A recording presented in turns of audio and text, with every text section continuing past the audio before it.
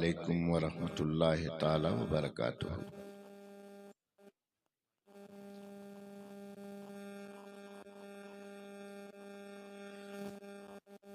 مجھ کو برا بنا کے وہ اچھا تو بن گیا،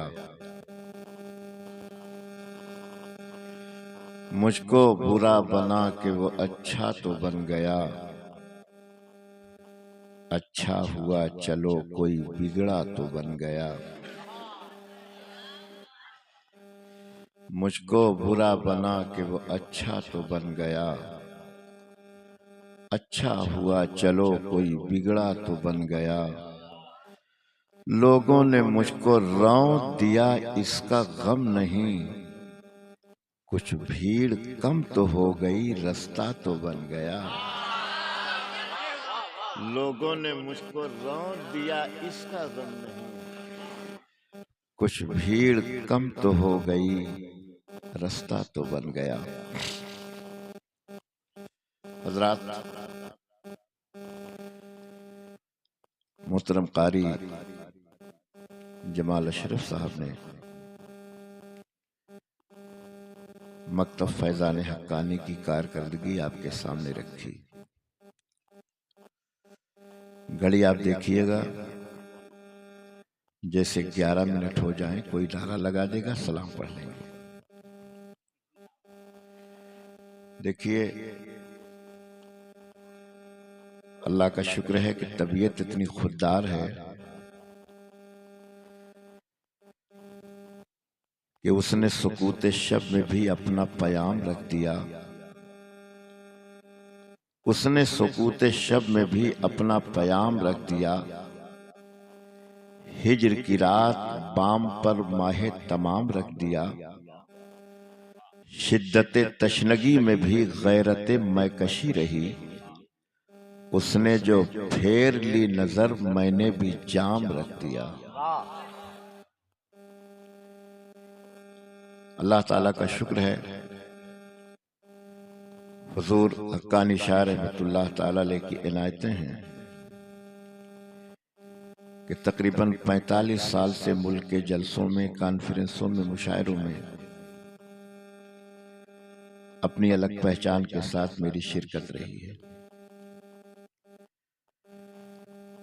میں نے کبھی اس شخص سے تقریر سننے کی گزارش نہیں کی جس کے مقدر میں تقدیر کی برکت نہ ہو۔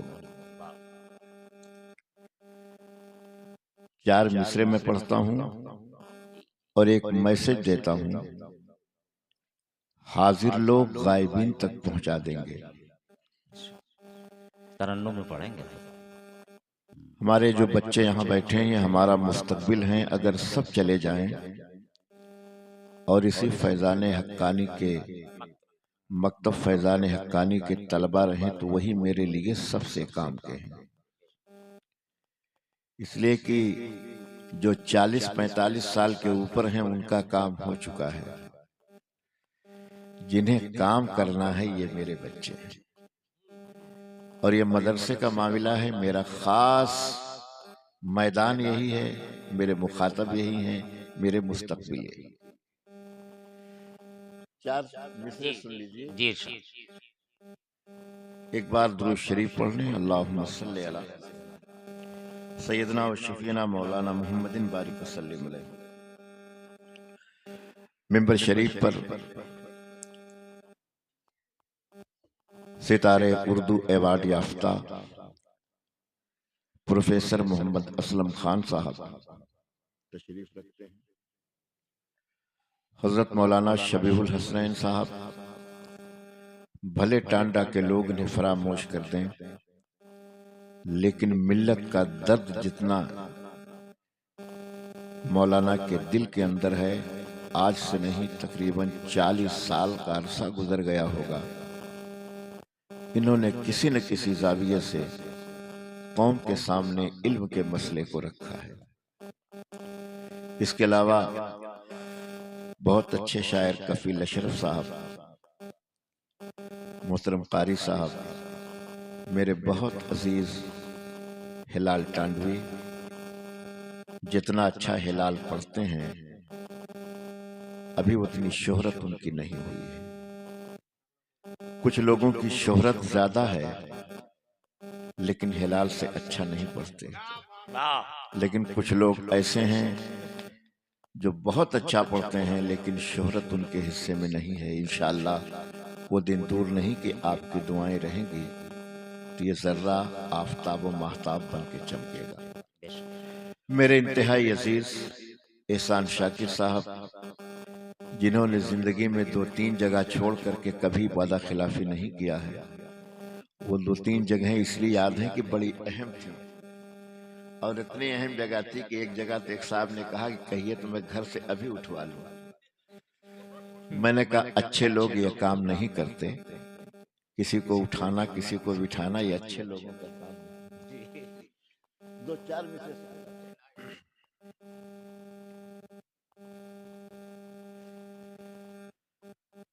حقیقت میں تہذیب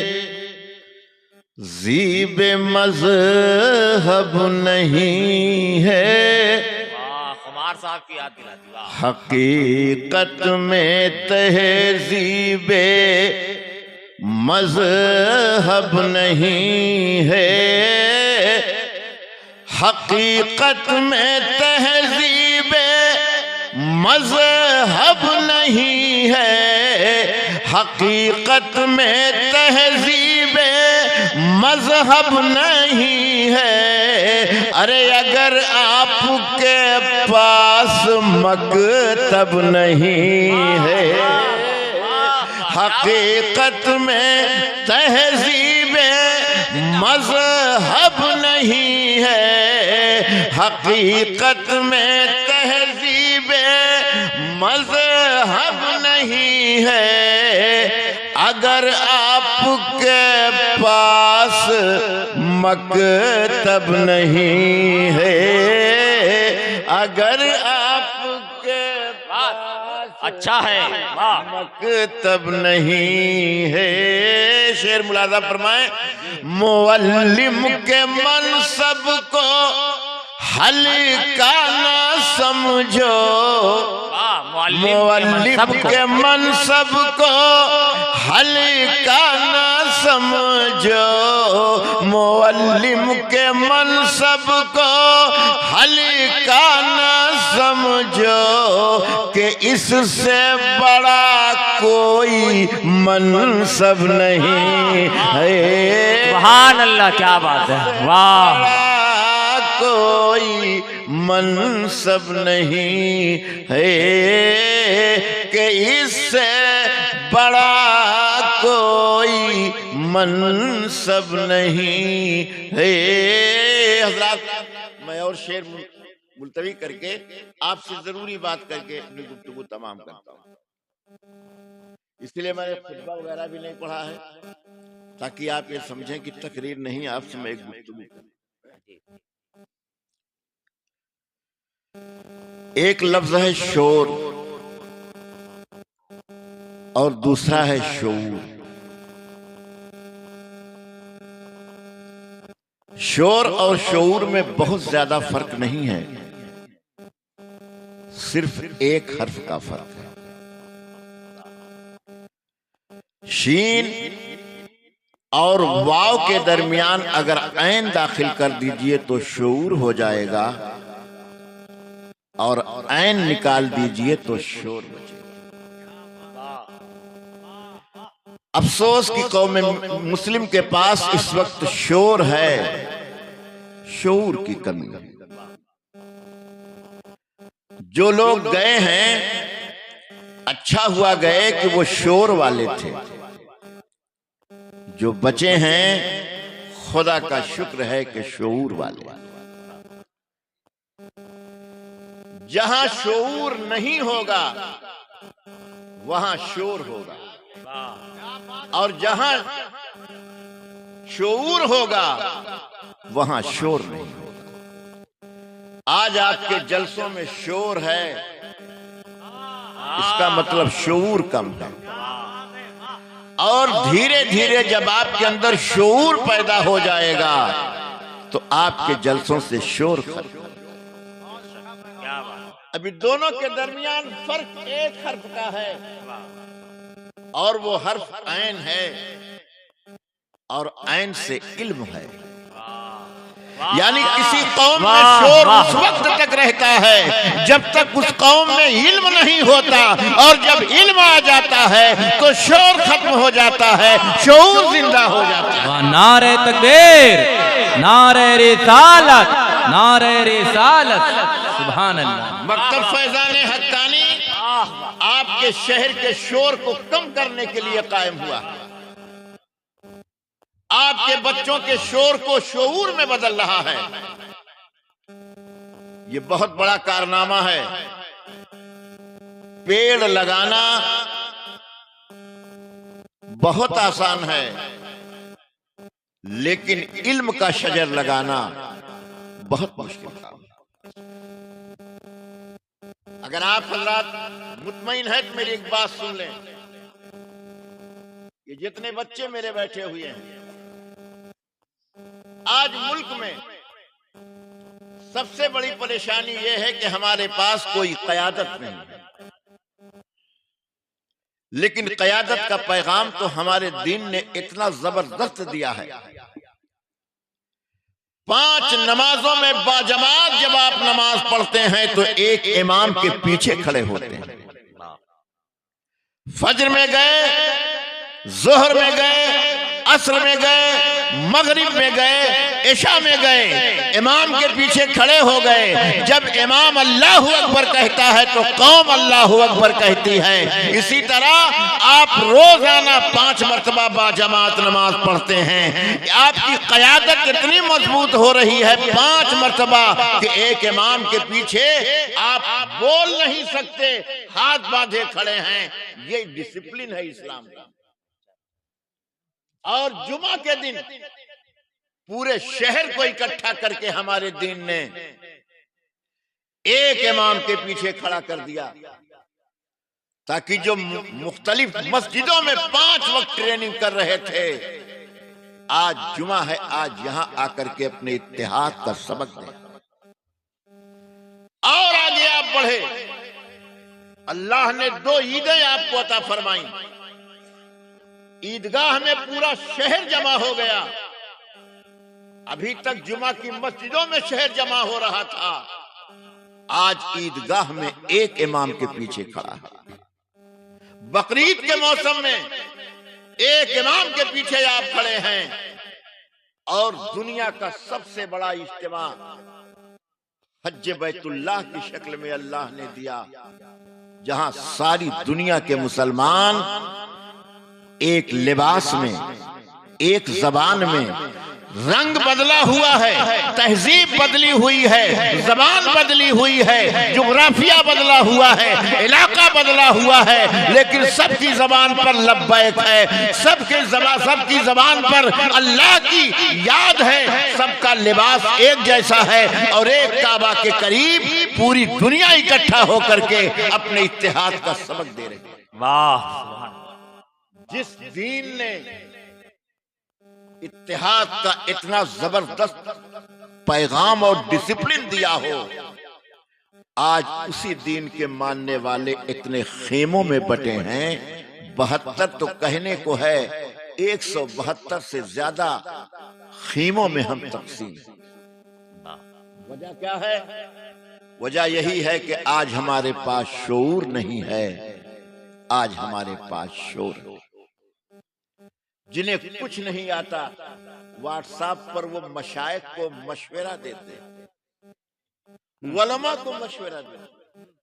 چھوٹے چھوٹے بچے جنہیں شین قاف کی تمیز نہیں، وہ اپنے اساتذہ کو آنکھیں دکھا رہے ہیں.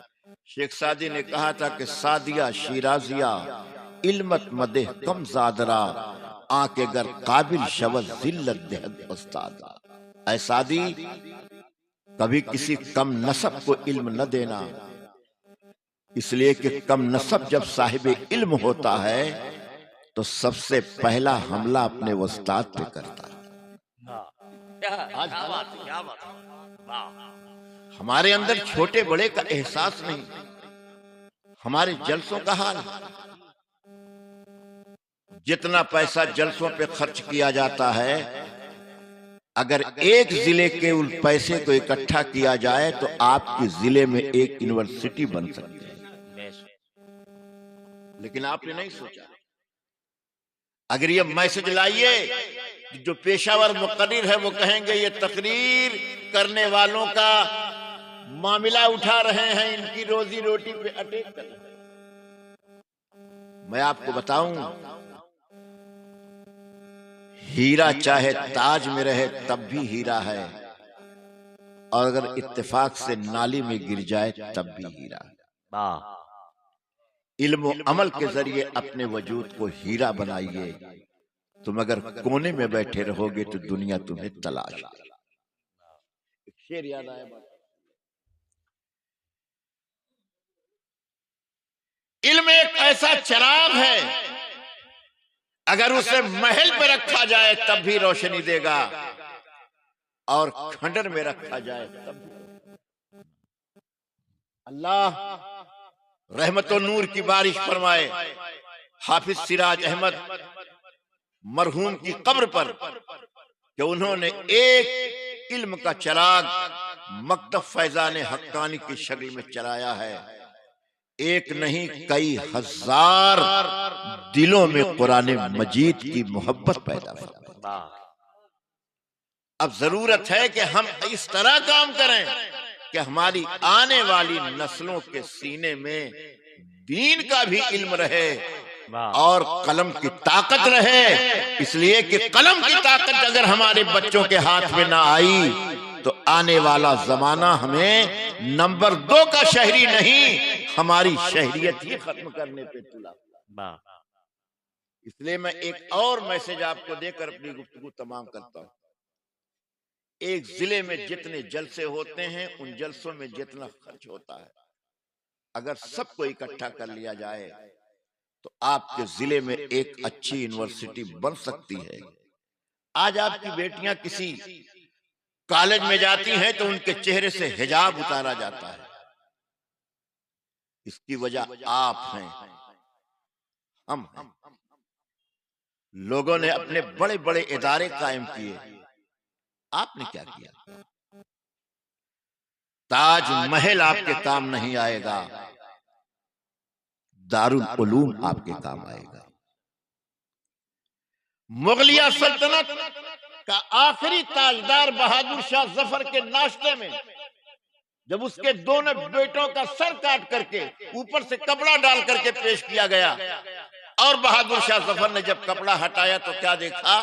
ناشتے میں کھانے کی چیز نہیں تھی، اس کے بیٹوں کا سر کاٹ کے پیش کیا گیا۔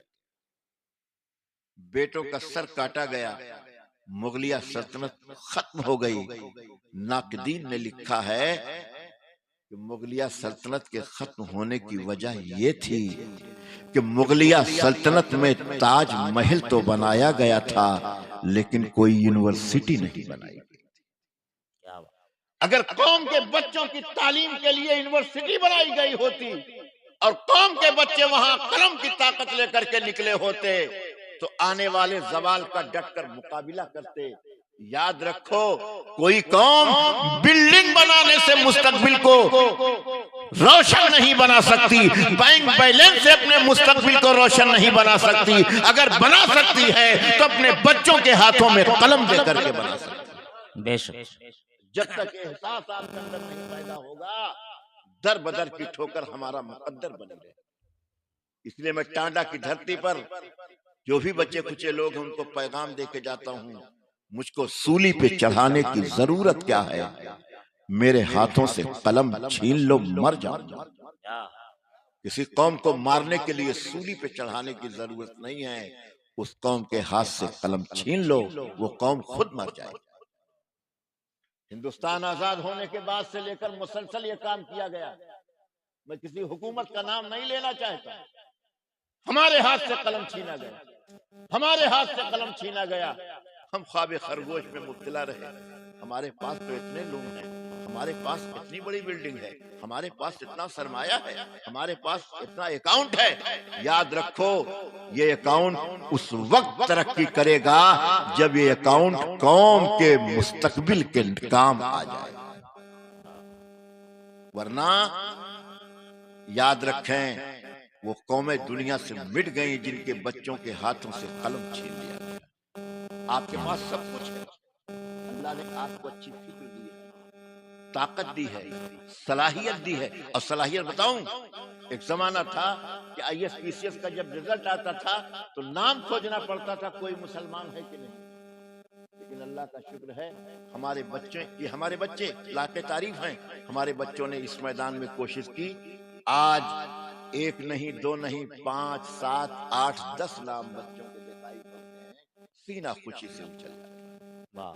इसलिए मैं आपको बताना चाहता हूं, अल्लाह ने सारी सलाहियत आपको दी है, सिर्फ अपने शऊर को बेदार कीजिए। शोर कौम के अंदर से खत्म कर। शेख सादी के एक जुमला सुन लीजिए। शेख सादी फरमाते हैं कि एक शख्स सफर में निकला, उसके पास एक कीमती हीरा था। एक चोर ने देखा, कहा कैसे हीरे को चोरी करूं। उसने भी मुसाफिर की शक्ल अख्तियार करके उसके साथ चलने लगा। 1 मंजिल 2 मंजिल 3 मंजिल चलता रहा। जब रात हुई और हीरा जिसके पास था वो सो गया, तो ये चोर उठ करके उसकी जेब में हीरा तलाशने लगा। लेकिन मुसाफिर बड़ा चालाक था, उसने सोने से पहले धीरे से हीरा निकाल के अपनी जेब से चोर की जेब में डाल दिया। चोर पूरी रात मुसाफिर की जेब में तलाश करता रहा, लेकिन हीरा नहीं। सुबह जब हुई, भोर में चोर सो रहा था। इत्तेफाक से काफिया मिल गया, भोर और चोर। वाह। ये धीरे से निकला और हीरा निकाल के अपनी जेब में डाला, और नाश्ते के बाद अपनी ही जेब से हीरा निकाल के अपने साथी से कहने लगा, अल्लाह का शुक्र है मेरे पास एक कीमती हीरा है। चोर दिल ही दिल में सोचने लगा, ये जिन्नात है, इंसान है, किस किस्म की मखलूक है। पूरी रात मैंने इसकी जामा तलाशी, लेकिन हीरा नहीं मिला। लेकिन इसी सदरी से निकला। का घबराओ नहीं, दिल में सोचा आने दो रात। दूसरी रात आई तो उसने जबरदस्त तलाशी की, लेकिन नहीं मिला। वही काम इसने किया था। 3 दिन के बाद चौथे दिन जब दोनों जुदा होने लगे, तो चोर ने मुसाफिर के कदमों में हार मानकर अपना सर रख दिया और कहा, प्यारे मैं चोर हूं, मैं तुम्हारा हीरा तलाश करने के लिए तुम्हारे साथ मुसाफिर बन के चल रहा था। अब हम दोनों जुदा हो रहे हैं, सिर्फ इतना बता दो कि तुम हीरा रखते कहां थे। तो मुसाफिर ने कहा, नादान, तूने हर रात हीरा दूसरे की जेब में ढूंढा, अगर एक दिन अपनी जेब ढूंढी होती तो हीरा मिल गया।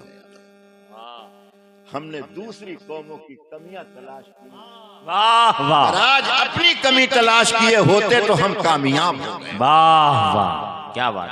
आज आपके अंदर जो बुराइयां हैं आप उसको तलाश कीजिए। आपका भाई आपसे खुश है? आप अपनी माँ के साथ कैसा सलूक करते हैं? आम मुसलमानों के साथ आपके क्या ताल्लुकात हैं? रास्ता चलने के आदाब मालूम हैं? पड़ोसी का हक आप पहचानते हैं? मियाँ, अगर मैं आपसे पूछूं कि आप वजू करना जानते हैं, गुस्ल करना जानते हैं, वजू करने के फराइज आपको मालूम है, तो आप खामोश हो जाएंगे। इसलिए ज्यादा शोर मचाने से बेहतर है शऊर के रास्ते पे चलिए, अपना गिरेबान देखिए, अपनी कमियों को तलाशिए। इंशाअल्लाह अपनी कमी पर जब निगाह पड़ेगी तो दूसरे की कमी दिखाई देगी। मकतब फैजान हक्कानी आपको ये पैगाम देता है कि अपने बेटों के हाथ में, एक हाथ में कुरान दे दो और दूसरे हाथ में उनको कंप्यूटर दे दो, ताकि वो हालात का मुकाबला कर सकें। आपकी जरूरत है कि इस इदारे के लिए अपनी मोहब्बत अपने दिल में कायम करें। और मैं कारी साहब को, इनके घर वालों को मुबारकबाद पेश करता हूं। जितनी एनर्जी के साथ इस काम को ये कर रहे हैं, मैं तो नहीं कर पाऊंगा। अल्लाह तबारक व तआला इनके वालिद की कब्र पर रहमत और नूर की बारिश फरमाए। देखिए, अपना घर तो सब बनाते हैं, रसूलुल्लाह का घर वही बनाते हैं जिन्हें अल्लाह तौफीक देता है। इंशाअल्लाह फिर कभी मुलाकात होगी तो आपसे गुफ्तगू होगी। और अगर मेरी बात में کسی کی دل شکنی ہوئی ہوگی تو میں معذرت چاہتا ہوں، میرے اپنے درد تھے جو میں نے آپ کے سامنے رکھا۔ اللہ تعالیٰ آپ کو کامیاب فرمائے۔ اور احسان شاکر سے میں گزارش کرتا ہوں ایک دو شعر اور پڑھ دیں، اس کے بعد سلام پڑھ لیا جائے۔ نہیں، سلام ہی پڑھ